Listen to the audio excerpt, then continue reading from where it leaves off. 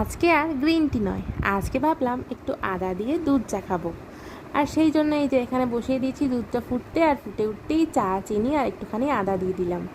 আর এদিকে বাকি দুধটাকেও ভালো করে গরম করে রাখছি, কারণ যা গরম পড়েছে ভালো করে না ফুটিয়ে রাখলেই দুধ নষ্ট। আর এই যে এদিকে আমার চা হয়ে গেছে, আর মায়ের জন্যও বানিয়ে নিলাম। তো দুজনে এই যে চা নিয়ে বসে পড়েছি। আর চা খাওয়ার পর্ব তো মোটামুটি মিটলো। এদিকে চলছে এখন রান্নাঘরে ঘুগনি, প্রায় শেষের দিকে, কারণ এটা হচ্ছে জলখাবারের মুড়ি দিয়ে খাবার জন্য। আর এদিকে সকালে ফ্রিজ থেকে মাছগুলো বের করে দিয়েছিলাম, এখন এই যে মা ভালো করে মাছগুলো ধুয়ে এখন নুন মাখিয়ে রাখছে। আর মেয়েকে তো অলরেডি স্কুলে দিয়ে এসেছি, একটু পরে যাব আনতে। আর এই দেখো বিকেলবেলা আমরা আবার সবাই মিলে চলে এসেছি ছাদে।